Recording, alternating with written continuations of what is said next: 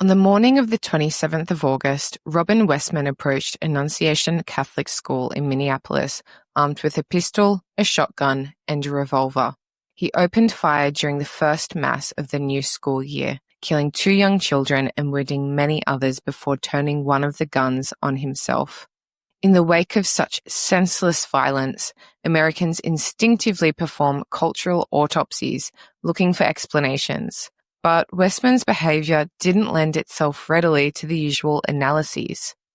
Hours before the shooting, he uploaded a video in which he can be seen pacing his room in pixelated shadow, flaunting his arsenal. The slogan scrawled in white marker across his guns and ammunition revealed a disturbed mind, addled by dehumanizing online memes plucked from trolling subcultures associated with both sides of the political spectrum. Burn Israel, sponsored by BlackRock, and Kill Donald Trump appeared alongside right-coded catchphrases such as "We were kings," "Nuke India," and "Kick a Spick." In a grotesque illustration of horseshoe theory, slogans such as "extra thick Jew gas" and "6 million wasn't enough" could be shoehorned into either category of extremism. Like the murder of conservative political activist Charlie Kirk, which took place 2 weeks later, the crime became a Rorschach test for America's competing cultural projections. While Westman's political ideology, insofar as he had one, is unknown, one thing we do know is that the killer was a biologically male 23-year-old who identified as transgender. Robert Westman became Robin Westman at the age of 17, a fact that many media outlets originally chose not to report. In keeping with the taboo against dead-naming trans-identified individuals, even murderers, they posthumously honored Westman's gender identity and so gave Americans the false impression that the carnage at Annunciation Catholic School had been committed by a woman. While today's mass shooters are more likely than their predecessors to be radicalized online, they also tend to exhibit many of the same risk factors that have always been associated with this kind of crime, including mental instability and an all-consuming fixation on, often imaginary, grievances. Elliot Rodger, the self-styled supreme gentleman of incel law who murdered 6 and injured 14 in Isla Vista, California 11 years ago, was enraged by the fact that he wasn't sexually desirable to women, which, of course, he blamed on society. Westman, by contrast, left a notebook full of rueful references to gender dysphoria, such as, "I don't know if I am a trans girl, my face never matches how I feel, and I am tired of being trans. I wish I never brainwashed myself." Gender dysphoria is comorbid with a number of serious mental health conditions. One large 2023 Danish study, for instance, found that trans-identified individuals were 5 times more likely to exhibit at least one psychiatric comorbidity than were members of a non-trans control group. In recent years have witnessed many horrifying crimes committed by trans-identified individuals. Here are some examples. In 2018, a biologically female drugstore worker named Snokia Mosley shot and killed 3 co-workers in Aberdeen, Maryland. Friends shared messages with the media indicating that Mosley felt the world was against her and that she'd begun identifying as a transgender male and discussing hormone treatments 2 years earlier. The following year, Maya McKinney, a biologically female student who asserted a male gender identity and had begun calling herself Alec, opened fire at a Colorado school, killing 1 and wounding 8 in retaliation for alleged transphobic bullying. Last year, a girl identifying as a boy was expelled from Les Paul Middle School in Wisconsin after she was caught plotting a school shooting. A forensic search of her phone revealed chilling queries such as trans kill hit list. In 2023, Audrey Hale, an emotionally disturbed woman who identified as male, killed 3 children and 3 staff members at the Covenant School in Nashville. In the months leading up to the attack, Hale wrote in her journal, "My penis exists in my head. I swear to God I'm male." Other statements included, "So now in America it makes one a criminal to have a gun or be transgender or non-binary. God, I hate those shithead politicians. And I need a trans doctor. This female gender role makes me want to not exist." It goes without saying that the fact a killer or attempted killer is trans-identified does not necessarily mean his or her transgender identity is connected to his or her criminal motive. But it is alarming to observe how prevalent mentally unwell trans-identified individuals have become in many extremist movements and sects. This includes the Zizians, a self-described rationalist cult linked to at least 6 homicides. Its imprisoned leader, Ziz Lasota, is a biological male, originally named Jack Amadeus Lasota, who identifies as a woman. Most of his followers are also trans-identified, as well as autistic, including the late Ophelia Buchholz, a biologically male German native originally named Felix. Ziz Lasota is currently being held without bail, and the Zizians are alleged to be connected with at least 6 murders.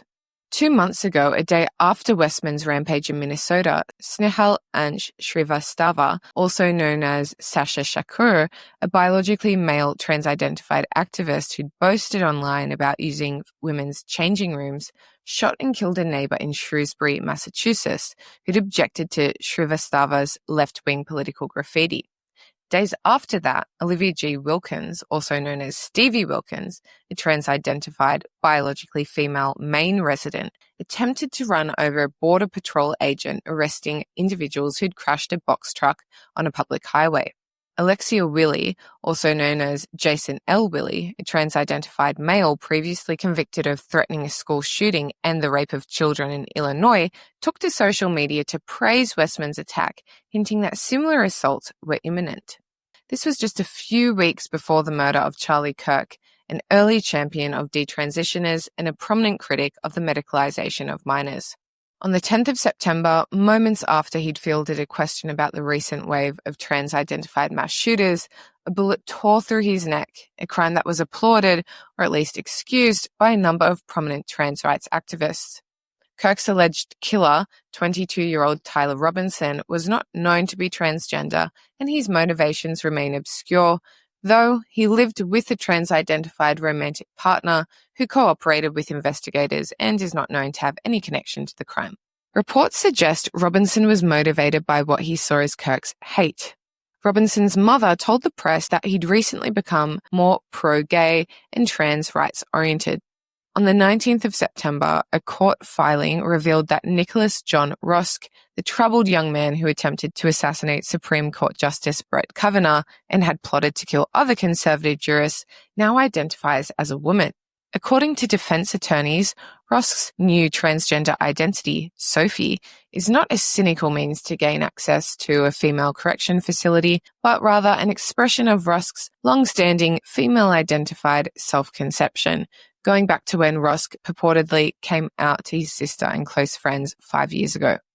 When Rosk was sentenced to a prison term early this month, NBC titled its coverage, "Woman Sentenced to 8 years for Attempting to Assassinate Brett Kavanaugh." The word Nicholas doesn't appear in the article. Sophie appears 5 times. She appears 20 times. The only way a reader could know that Sophie is in fact biologically male is a 4th paragraph reference to the fact that the sentencing judge referred to Rosk as a transgender woman. As far as we know, there has been no systematic study of whether and to what extent violent crime is associated with gender dysphoria, trans ideation, or the increasingly radicalized ideological movements that are now associated with trans activism. As the expression goes, more study is needed. We also need to drop the climate of self-censorship that surrounds this type of crime. In most cases, details surrounding the identity and motives of notorious criminals are circulated freely by law enforcement authorities and journalists. But in the case of trans-identified killers, there is often an effort to suppress relevant details. And media outlets use their opposition to dead naming as a pretext to obscure killers' trans identity. The New York Times' massive 6 July expose of the Zizians, for instance, was titled, "She Wanted to Save the World from AI, Then the Killing Started," and purported to offer readers the extremely unusual man bites dog story of a murderous cult led by a woman. It was only 8 paragraphs into the piece that the author acknowledged Ziz is a biological man who uses female pronouns. As Forrest Rom and Kevin Waldman have previously written in Quillette, leaders in their own field, clinical psychology, should be taken to task for their wholesale embrace of gender-affirming care. For years now, they have heard their colleagues and professional organizations loudly insist that the only serious problem facing this population is transphobia. The obvious and well-documented linkage between gender dysphoria and numerous other mental health conditions is typically ignored. In some states, practitioners can even lose their licenses for failing to quickly affirm any patient who claims to be born in the wrong body. The result is a clinical culture in which therapists are expected to interpret all forms of distress exhibited by trans-identified individuals, including trauma, suppressed same-sex attraction, and depression, as symptoms of unaffirmed identity. This collapses the process of differential diagnosis and produces diagnostic overshadowing. It also encourages the paranoid idea that trans-identified individuals are in a state of constant persecution and so must take extraordinary measures to confront the forces of hate. A complicating factor is the fact that many individuals who have come to believe they are transgender aren't actually gender dysphoric, but rather have adopted a queer identity as a radically progressive ideological posture that signifies a rejection of mainstream political and social norms. In such cases, the transgender identification doesn't drive political extremism. Rather, the political extremism drives transgender identification. The W-Path Files, a 2024 trove of communications among members of the World Professional Association for Transgender Health, the leading organization responsible for setting global standards of care for gender medicine, testify to the institutional capture of clinicians. On their private message boards, specialists openly admitted that they are not invested, page 30, in ensuring that patients' mental health is stabilized prior to initiating transition.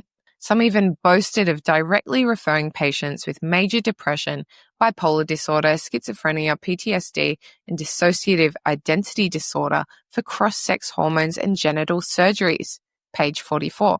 The messages are suffused with the utopian belief, page 48, that transition is an inherently healing process and so can stabilize a patient's mental health without any further interventions. According to Jamie Reed, a former case manager at Washington University Transgender Center at St. Louis Children's Hospital, transition often has the opposite effect, diverting psychologically vulnerable young people away from the real psychotherapeutic help they need. With so many youth having been denied appropriate help, it was foreseeable that some might succumb to their darkest and most destructive impulses. The mental health of these kids was deeply concerning, Reed said, but no matter how much suffering or pain a child had endured or how little treatment and love they had received, our doctors viewed gender transition, even with all the expense and hardship it entailed, as the solution. While it remains unclear whether Westman received medical interventions for gender dysphoria, his social transition was well underway by the time he targeted Annunciation Catholic School. His mother, Mary Grace, had filed a name change petition on his behalf while he was still a minor, writing that her child identifies as female and wants her name to reflect that identification.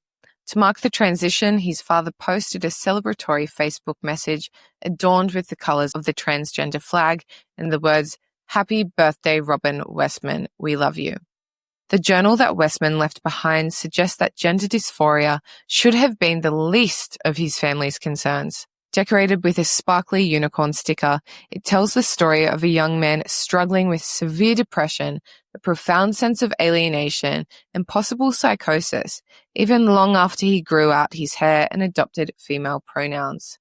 Affirmation didn't relieve Westman's distress. By his own account, it may have even accelerated his deterioration. "Gender and weed fucked up my head," he wrote. "I wish I never tried experimenting with either."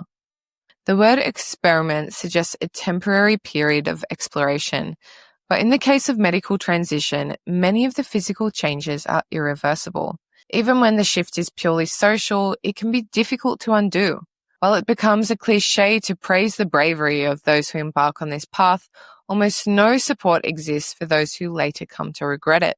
Much like the cult members who leave the compound, detransitioners often encounter extreme hostility from those who once lavished attention and praise upon them. This serves as a powerful deterrent for troubled young people such as Westman, who'd been encouraged to express their torment through the ideologically constructed idiom of gender. "I am tired of being trans," Westman confessed. "I wish I never brainwashed myself. I can't cut my hair now. It would feel like an embarrassing defeat. I will probably chop it on the day of the attack." Various commentators have used the term nihilism to describe Westman's outlook, a word signaling the belief that life lacks inherent meaning, value, or purpose. A better word might be disillusionment, which takes hold when a once precious belief turns out to be counterfeit. Westman was a killer and shouldn't be turned into an object of pity. Nevertheless, there is something deeply pathetic about the way he convinced himself that he was actually a woman and then spiraled further when he realized it was a lie. In a sane world, a competent mental health professional or educator would have counseled him that such a transformation is biologically impossible. In the world we inhabit, unfortunately, such acts of truth-telling are often denounced as hate speech. At one point, Westman blamed his murderous impulses on his mother, recalling her initial reluctance to support his transgender identity. "When I was first out to my mother, she was very antagonistic. I remember one day she said something like, 'In the future, you will look back and feel ridiculous about who you feel like you are inside.' You're right, Mama," Westman acknowledged. "But the way you handled it led me to wanting to kill so many people." This obviously represents a sociopathic response to a personal rejection, and it's obvious that Westman's gender beliefs represented only one shard in a kaleidoscope of pathology. Many trans-identified people do not get the reception they want when they announce their new gender identities to the world. Most of these people do not hurt others in response. Nevertheless, it is chilling to consider how many of his red flags might have been ignored or downplayed due to a focus on gender identity.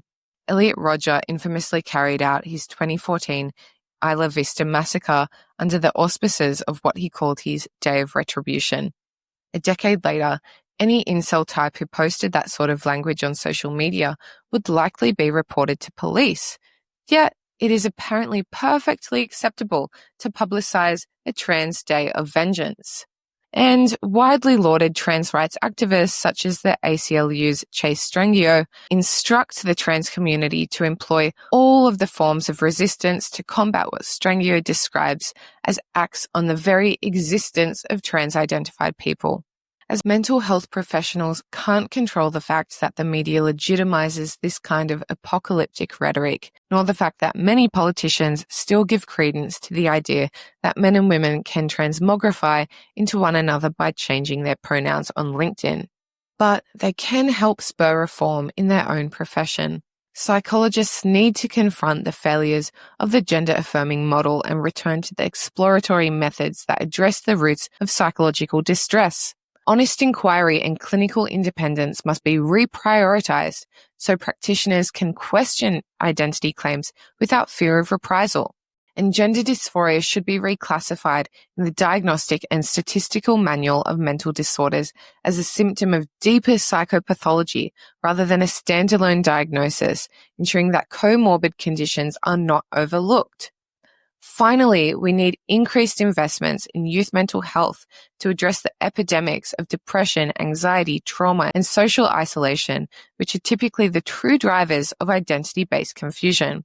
Only through such reforms can the helping professions fulfill their responsibility to treat the full complexity of human suffering, rather than reduce patients' problems to pseudoscientific, politically sanctioned narratives. As recent events illustrate, such practices not only risk the mental health of their patients, but also, in some especially tragic cases, the lives of innocent bystanders.